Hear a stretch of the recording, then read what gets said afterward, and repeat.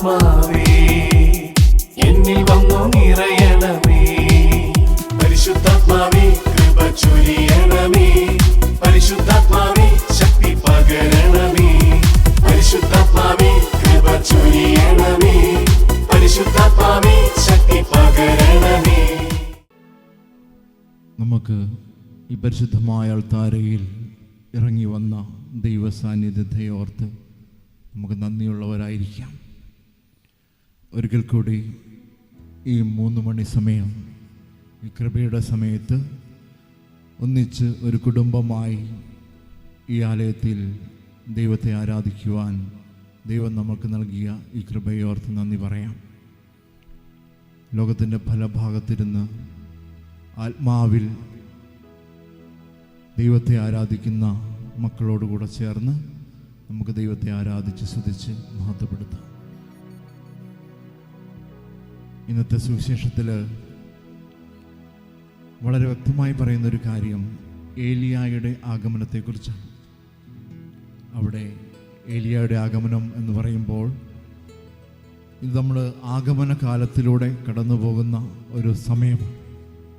ക്രിസ്തുവിൻ്റെ പിറവി തിരുനാളിനായി നമ്മളെ തന്നെ ഒരുക്കുന്ന സമയം. ഈ അധ്യായത്തിൽ ഇതിനു മുമ്പുള്ള തിരുവചന ഭാഗത്ത് പ്രതിപാദിക്കുന്നത് ഈശോ രൂപാന്തരപ്പെടുന്ന ഒരു സംഭവത്തെക്കുറിച്ചാണ്. നമുക്കറിയാം, താബോർ മലയിൽ ഈശോ രൂപാന്തരപ്പെടുന്നു. ഈശോ രൂപാന്തരപ്പെടുമ്പം ഈശോയുടെ ശിഷ്യന്മാർ ഈശോയുടെ കൂടെയുണ്ട്. അവർ ഈശോയുടെ മഹത്വം താബോർ മലയിൽ ദർശിക്കുന്നുണ്ട്. അവർ ഭയവിഹ്വലരായി താണു വീണ് ദൈവത്തെ ആരാധിച്ചുവെന്നാണ് വചനത്തിൽ പറയുന്നത്. തുടർന്നാണ് ഏലിയ പ്രവാചകന്റെ ആഗമനത്തെക്കുറിച്ചുള്ള സുവിശേഷ ഭാഗം പ്രതിപാദിക്കുന്നത്. താബോർ മലയിൽ ഇറങ്ങിയ അതേ സ്വർഗീയ മഹത്വമാണ് ഇന്ന് ഈ അൾത്താരയിൽ ഈ ദിവ്യകാരുണ്യത്തിൽ എഴുന്നള്ളിയിരിക്കുന്നത്. അതേ ഈശോ, അതേ കർത്താവ് പരിപൂർണനായി ഈ തിരുവോസ്തിയിൽ സന്നിഹിതനാണ്. അറിയില്ല എത്രമാത്രം ആൾക്കാർക്ക് നമുക്കത് വിശ്വസിക്കാൻ സാധിക്കുന്നു. ഈ ഒരു മഹത്വത്തിൻ്റെ അനുഭവത്തിലൂടെ നമ്മൾ കടന്നു പോകുന്നുവെന്ന് നമ്മൾ ചിന്തിക്കണം. കാരണം ഒരിക്കൽ ദൈവമഹത്വം കണ്ടാൽ പിന്നെ നമ്മൾ ദൈവസന്നിധിയിൽ നമുക്ക് പ്രത്യേകിച്ച് ചോദ്യങ്ങളോ ഉത്തരങ്ങളോ ഒന്നും തന്നെ ഉണ്ടാവുകയില്ല. പക്ഷേ ഇവിടെ വചനം പറയുന്നു, കർത്താവിൻ്റെ ആഗമനത്തിന് മുമ്പ് ഏലിയ വരുമെന്നാണ് തിരുവെഴുത്തുകളിൽ പറയപ്പെട്ടിരിക്കുന്നത്. ഈശോയോട് പറയുന്നുണ്ട്, ഏലിയ വന്നു കഴിഞ്ഞു. അതായത് സ്നാപക യോഹന്നാനെ കുറിച്ചാണ് ഈശോ പറഞ്ഞതെന്ന് ശിഷ്യന്മാർക്ക് മനസ്സിലായി. താബോർ മലയിലുണ്ടായ രൂപാന്തരീകരണ അനുഭവത്തിന് ശേഷം ശിഷ്യന്മാരോട് ഈശോ പറയുന്നുണ്ട്, മനുഷ്യപുത്രൻ പീഡകൾ സഹിച്ച് മരിച്ച് ഉയർപ്പിക്കപ്പെടുന്നതുവരെ ഈ ദർശനത്തെപ്പറ്റി നിങ്ങൾ ആരോടും സംസാരിക്കരുത്. ഈശോയുടെ പീഡാനുഭവത്തെപ്പറ്റിയും ഉത്ഥാനത്തെപ്പറ്റിയും പറയുമ്പോഴും ശിഷ്യന്മാർക്ക് ആ സമയത്ത് യാതൊരുവിധ സംശയമോ യാതൊരുവിധ ചോദ്യങ്ങളോ ഇല്ല. കാരണം അവർ അവൻ്റെ മഹത്വം ദർശിച്ചു. അവൻ്റെ ആ മഹത്വത്തിൽ അവർ പങ്കുചേരുന്ന ആ അനുഭവത്തിൽ അവർക്ക് പിന്നീട് ചോദ്യങ്ങളോ ഉത്തരങ്ങളോ ഒന്നും തന്നെയില്ല. യോഹന്നാൻ്റെ സുവിശേഷം 1-ാം അധ്യായം 14-ാം തിരുവചനത്തിൽ വചനം വ്യക്തമായി പറയുന്നു, വചനം മാംസമായി നമ്മുടെ ഇടയിൽ വസിച്ചു, അവൻ്റെ മഹത്വം നമ്മൾ ദർശിച്ചു. ഈ കരുണയുടെ മണിക്കൂറിൽ ഈ ആരാധനയിൽ നമ്മൾ പങ്കെടുക്കുമ്പോൾ നമ്മൾ വളരെ ആത്മാർത്ഥമായി പ്രാർത്ഥിക്കേണ്ട ഒരു പ്രാർത്ഥനാ വിഷയമാണ്, കർത്താവേ, നിൻ്റെ മഹത്വം ദർശിക്കുവാൻ ഞങ്ങൾക്കിടയാക്കണമേ. അനേകം പരിശുദ്ധ ബലി അർപ്പിക്കപ്പെട്ട ഈ അൾത്താരയിൽ നമുക്കറിയില്ല എത്രമാത്രം ഈ ബലിയൊക്കെ നമുക്ക് അനുഭവഭേദ്യമാകുന്നു. ജീവിക്കുന്ന ദൈവം ഈ അൾത്താരയിൽ ഇറങ്ങി വന്ന് തൻ്റെ തിരുശരീര രക്തങ്ങൾ നമുക്ക് പങ്കുവച്ച് നൽകുമ്പോൾ അത് നമുക്ക് എത്രമാത്രം അനുഭവഭേദ്യമാകുന്നുവെന്ന് നമ്മൾ തന്നെ ചിന്തിക്കേണ്ടിയിരിക്കുന്ന ഒരു കാര്യമാണ്. ഇന്ന് അതേ ദൈവിക സാന്നിധ്യമാണ് ഈ പരിശുദ്ധമായ അൾത്താരയിൽ. അതുകൊണ്ടാണ് സങ്കീർത്തകൻ തൻ്റെ 16-ാം അധ്യായം സങ്കീർത്തനത്തിൽ പറയുന്നത്, കർത്താവ് എപ്പോഴും എൻ്റെ കൺമുമ്പിലുണ്ട്. സങ്കീർത്തനം 16-ാം അധ്യായം 8-ാം തിരുവചനത്തിൽ വചനം പറയുന്നൊരു കാര്യമാണ്, കർത്താവ് എപ്പോഴും എൻ്റെ കൺമുമ്പിലുണ്ട്, അവിടുന്ന് എൻ്റെ വലതു ഭാഗത്തുള്ളത് കൊണ്ട് ഞാൻ കുലുങ്ങുകയില്ല. ഈ ഒരു അനുഭവം നമ്മൾ ആഗ്രഹിച്ച് പ്രാർത്ഥിക്കണം.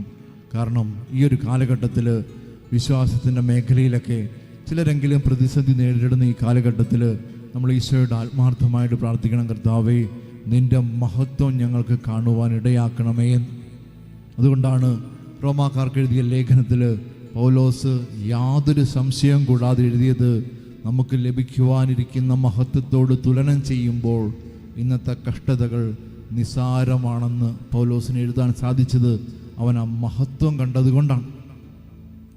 അപ്പം ആ ഒരു കൃപയ്ക്കായി നമ്മൾ ആഗ്രഹിച്ച് പ്രാർത്ഥിക്കുമ്പോൾ ഈശോ പറയുകയാണ് അതിനൊരു ഒരുക്കം ആവശ്യമാണ്. കാരണം മനുഷ്യപുത്രൻ്റെ ആഗമനത്തിന് മുമ്പ് ഏലിയ വന്ന്, അതായത് സ്നാപക യോഹന്നാൻ വന്ന് ഈശോയ്ക്ക് വഴിയൊരുക്കുന്നതിനെക്കുറിച്ച് നമ്മൾ സുവിശേഷത്തിൽ വായിക്കുന്നുണ്ട്. സ്നാപകൻ്റെ ദൗത്യം ഈശോയ്ക്ക് വഴിയൊരുക്കുക, അവന് വേണ്ടിയുള്ള പാത നേരെയാക്കുക. ഈ ആഗമനകാലത്ത് നമ്മൾ വളരെ ആത്മാർത്ഥമായിട്ട് ആഗ്രഹിക്കേണ്ട കാര്യം, കർത്താവ് നമ്മുടെ ഉള്ളിലേക്ക് എഴുന്നള്ളി വരുവാൻ ആ ഒരു പാത നമ്മൾ ഒരുക്കിയിട്ടുണ്ട്. അവനായിട്ട് നമ്മൾ വഴിയൊരുക്കുന്നിട്ടാണോ അവനെ നമ്മൾ നമ്മളിലേക്ക് സ്വീകരിക്കുന്നത്? ഇതൊക്കെ ഒരു പക്ഷേ നമുക്ക് ഈശോയെ അനുഭവിക്കുവാനുള്ള ചില തടസ്സങ്ങളായിരിക്കാം. കാരണം ഈശോ രണ്ട് രീതിയിൽ ദൈവജനത്തിലേക്ക് കടന്നു വരുന്നതായിട്ട് നമുക്ക് കാണാൻ സാധിക്കും. ഇപ്പോൾ സമരിയാക്കാരിയുടെ ഒരു ഉദാഹരണം എടുക്കുകയാണെങ്കിൽ, അവൾ വെള്ളം കോരാൻ വന്ന സമയത്ത് ഈശോ അവൾക്കായി അവിടെ കാത്തിരിക്കുന്നതായിട്ട് നമുക്ക് കാണാം. അതുപോലെ ബെത്സൈദ കുളക്കരയിൽ കിടന്ന രോഗിയെ സൗഖ്യമാക്കുവാൻ വേണ്ടി ഈശോ അവൻ്റെ അടുത്തേക്ക് പോയി, നീ സൗഖ്യം പ്രാപിക്കാൻ ആഗ്രഹിക്കുന്നുണ്ടോ എന്ന് ചോദിച്ചതായിട്ട് നമുക്ക് കാണാം. അതുപോലെ സഭയെ പീഡിപ്പിച്ചിരുന്ന പൗലോസ് തന്നെ ദൈവാനുഭവം സ്വന്തമാക്കിയത് ഈശോ അങ്ങോട്ട് കടന്നു ചെന്നിട്ടാണ്. എപ്പോഴും അതുപോലെ ആയിരിക്കണമെന്നില്ല. കാരണം വെളിപാടിൻ്റെ പുസ്തകം 3-ാം അധ്യായം 20-ാം തിരുവചനം, ആരെങ്കിലും എൻ്റെ സ്വരം കേട്ട് അവൻ്റെ വാതിൽ തുറന്നു തന്നാൽ ഞാൻ അവനോടൊത്ത് അവൻ്റെ ഉള്ളിലേക്ക് പ്രവേശിക്കുകയും അവനോടൊത്ത് ഭക്ഷിക്കുകയും ചെയ്യുമെന്നാണ് വെളിപാടിൻ്റെ പുസ്തകം 3-ാം അധ്യായം 20-ാം തിരുവചനത്തിൽ വചനം പറയുന്നത്. നമുക്കറിവില്ലാത്ത, ഈശോയെക്കുറിച്ച് അറിഞ്ഞ് കേട്ടിട്ടില്ലാത്ത ഒരു വ്യക്തിയാണെങ്കിൽ ഒരുപക്ഷെ നമുക്ക് പ്രതീക്ഷിക്കാം ദൈവം നമ്മുടെ ജീവിതത്തിലേക്ക് കടന്നു വരുമായിരിക്കാം. പക്ഷേ നമുക്ക് ഈശോയെ അറിയാം, ദൈവം എത്രമാത്രം പരിശുദ്ധനാണെന്ന് നമുക്കറിയാം. ആ ഒരു ബോധ്യം നമുക്കുണ്ടോ? ആ ഒരു പരിശുദ്ധിയിലാണോ നമ്മൾ ദൈവത്തെ സ്വീകരിക്കുന്നത്? അങ്ങനെയുള്ളവരോട് ഈശോ പറയുകയാണ്, നീ നിൻ്റെ ഹൃദയത്തിൻ്റെ വാതിൽ എനിക്കായി തുറന്നു തന്നാൽ മാത്രമേ ഞാൻ നിൻ്റെ ഉള്ളിൽ പ്രവേശിക്കുകയും നിന്നോടൊത്ത് ഭക്ഷിക്കുകയും ചെയ്യുകയുള്ളൂ. ആരെങ്കിലും എൻ്റെ സ്വരം കേട്ട് വാതിൽ തുറന്നു തന്നാൽ, അതായത് വചനം പറയുകയാണ്, നീയാണ് തീരുമാനിക്കേണ്ടത്. അതുകൊണ്ടാണ് പ്രഭാഷകന്റെ പുസ്തകം 15-ാം അധ്യായം 15-ാം തിരുവചനത്തിൽ പറയുന്നത്, മനസ്സ് വച്ചാൽ കൽപ്പനകൾ പാലിക്കുവാൻ നിനക്ക് സാധിക്കും, വിവേകപൂർവം പെരുമാറണോ വേണ്ടയോ എന്ന് തീരുമാനിക്കുന്നത് നീയാണ്. നമ്മൾ ഓരോരുത്തരുമാണ് തീരുമാനിക്കേണ്ടത് വചനം പാലിക്കണോ വേണ്ടയോ. നമ്മൾ ആദ്യം കണ്ട ഉദാഹരണങ്ങളിൽ ഈശോ കടന്നു വരുന്നതായിട്ട് നമുക്ക് കാണാം. കാരണം സമരിയാക്കാരിക്ക് ഒരിക്കലും കർത്താവിൻ്റെ അനുഭവം കിട്ടിയ ഒരു വ്യക്തിയല്ല. ബെത്സൈദ കുളക്കരയിൽ 38 വർഷം കടന്ന ഒരു വ്യക്തി, അദ്ദേഹത്തിനും ദൈവത്തിൻ്റെ അനുഭവം കിട്ടിയ ഒരു വ്യക്തി ആയിരിക്കണമെന്നില്ല. അതുപോലെ പൗലോസ് യഹൂദനായിട്ടും കർത്താവിൻ്റെ അനുഭവം സ്വന്തമാക്കിയെന്ന് നമ്മൾ സംശയിക്കേണ്ടിയിരിക്കുന്ന ഒരു വ്യക്തിയാണ്. കാരണം ക്രിസ്ത്യാനികളെ പീഡിപ്പിച്ച ഒരു വ്യക്തി, ആ വ്യക്തിയിൽ ഈശോ കടന്നു ചെന്ന് പൗലോസിന് മാനസാന്തരം നൽകുന്ന അവസ്ഥ നമ്മൾ കണ്ടിട്ടുണ്ട്. പക്ഷെ ഇന്നത്തെ കാലം നമ്മൾ അങ്ങനെയല്ല. നമുക്കറിയാം ഈശോ ഏകരക്ഷകനെന്ന് നമ്മൾ ഏറ്റുപറയുന്നൊരു സമൂഹമാണ്. കർത്താവ് വളരെ പ്രത്യേകമായി വേർതിരിച്ച് ദൈവത്തെ ആരാധിക്കാൻ ഒരുക്കിയിരിക്കുന്നൊരു സമൂഹം.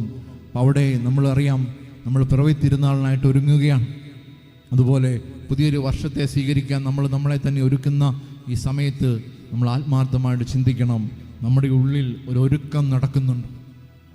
ഈശോയുടെ ആഗമനത്തിന് മുമ്പ് സ്നാപക യോഹന്നാൻ വന്ന് വഴിയൊരുക്കിയതുപോലെ, ഈശോയ്ക്ക് കടന്നു വരുവാൻ ഈശോയ്ക്കായുള്ള പാത നേരെയാക്കിയതുപോലെ നമ്മുടെ ജീവിതത്തിൽ നമ്മളൊരു മാറ്റം വരുത്തുവാൻ നമ്മൾ തയ്യാറാണ്, ഒരു വഴിയൊരുക്കുവാൻ നമ്മൾ തയ്യാറാണോ? കാരണം പുറപ്പാടിൻ്റെ പുസ്തകത്തിൽ 3-ാം അധ്യായം 5-ാം തിരുവചനം ഇപ്രകാരം പറയുന്നുണ്ട്. അവിടെ മോശയ്ക്കുണ്ടായ ഒരു ദൈവാനുഭവത്തെക്കുറിച്ചാണ് പറയുന്നത്. സീനായ് മലയിൽ മുൾപ്പടർപ്പിൽ ഇറങ്ങി വന്ന ദൈവിക സാന്നിധ്യം. അവിടെ മുൾപടർപ്പ് കത്തിക്കൊണ്ടിരുന്നപ്പോൾ അതിലേക്ക് ഇറങ്ങി വന്ന ദൈവിക സാന്നിധ്യം, ആ സാന്നിധ്യം കണ്ട് മോശ അടുത്ത് ചെല്ലുവാൻ ശ്രമിക്കുന്നുണ്ട്. അപ്പോൾ കർത്താവ് അരുൾ ചെയ്തു, മോശേ മോശേ, നീ അടുത്ത് വരരുത്, നീ നിന്റെ ചെരുപ്പുകൾ അഴിച്ചു മാറ്റുക, കാരണം നീ നിൽക്കുന്ന ഇടം പരിശുദ്ധമാണ്.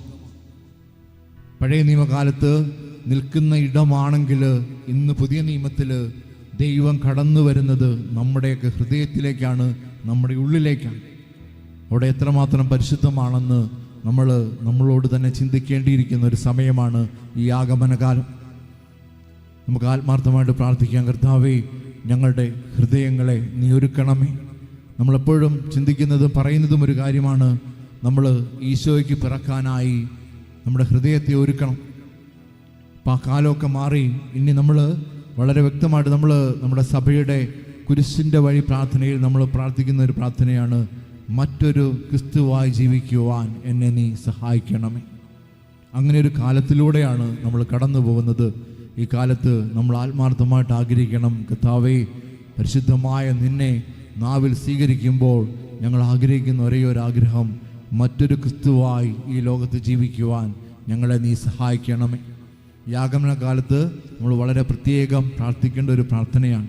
കാരണം ദൈവത്തെ നേരിട്ട് അനുഭവിക്കുന്ന ഒരു അനുഭവം ഉണ്ടെങ്കിൽ മാത്രമേ ഇനിയുള്ള കാലത്ത് നമുക്ക് വിശ്വാസത്തിൽ പിടിച്ചു നിൽക്കാൻ സാധിക്കുകയുള്ളൂ. തെസ്സലോനിക്കക്കാർക്ക് എഴുതിയ 2-ാം അധ്യായത്തിൽ 2-ാം ലേഖനത്തിൽ പൗലോസ്ലീഹ പറയുന്നുണ്ട്, അശുദ്ധിയിലേക്കല്ല വിശുദ്ധിയിലേക്കാണ് നമ്മളെ ദൈവം വിളിച്ചിരിക്കുന്നത്. ആ ഒരു കൃപയ്ക്കായിട്ട് നമുക്ക് ഈ കരുണയുടെ മണിക്കൂറിൽ പ്രാർത്ഥിക്കാം. ആരൊക്കെ ഏതൊക്കെയും പാപസ്വഭാവത്തിലോ തഴക്ക് ദോഷത്തിലോ കഴിയുന്നുണ്ടെങ്കിൽ നമ്മളെ അവരെല്ലാം ഈ നിമിഷം ഈ ആരാധനയും ദൈവത്തിൻ്റെ സന്നിധിയിൽ സമർപ്പിച്ച് നമുക്ക് പ്രാർത്ഥിക്കാം. നമ്മൾ ഈ കരുണയുടെ തിരുമണിക്കൂറിൽ ദിവ്യകാരുണ്യ ആശീർവാദത്തിനായിട്ട് ഒരുങ്ങുമ്പോൾ ഇന്ന് തിരുസഭ രക്തസാക്ഷിയായ വിശുദ്ധ ലൂസിയുടെ തിരുനാൾ ആചരിക്കുകയാണ്. തൻ്റെ ജീവിതത്തിൽ ദൈവമഹത്വം ദർശിച്ചതിൻ്റെ പേരിൽ തൻ്റെ ജീവിതം ബലിയായി നൽകിയ ഒരു വിശുദ്ധ. നമുക്ക് ഈ നാമം വഹിക്കുന്ന എല്ലാവരെയും വളരെ പ്രത്യേകമായി ആരാധനയിൽ ഈ അൾത്താരയിൽ ചേർത്ത് വെച്ച് പ്രാർത്ഥിക്കാം. വിശുദ്ധ ലൂസിയുടെ മധ്യസ്ഥം വളരെ പ്രത്യേകമായിട്ട് നമുക്ക് ഈ ആരാധനയിൽ പ്രാർത്ഥിക്കാം. അതുപോലെ എല്ലാ വിശുദ്ധ ലൂസിയുടെ നാമം വഹിക്കുന്ന എല്ലാവരുടെയും നിയോഗങ്ങളെയും അതുപോലെ നമ്മുടെ എല്ലാവരുടെയും വ്യക്തിപരമായ നിയോഗങ്ങളും ഈ അൾത്താരയിൽ സമർപ്പിച്ചുകൊണ്ട് നമുക്ക് ദിവ്യകാരുണ്യ ആശീർവാദം സ്വീകരിക്കാം.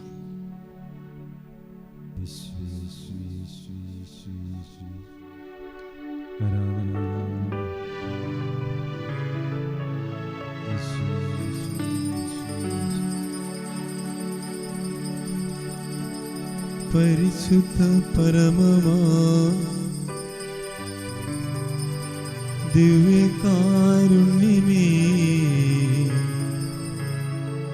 എന്നുമെന്നും ആരാധന, എന്നുമെന്നും ആരാധന, എന്നുമെന്നും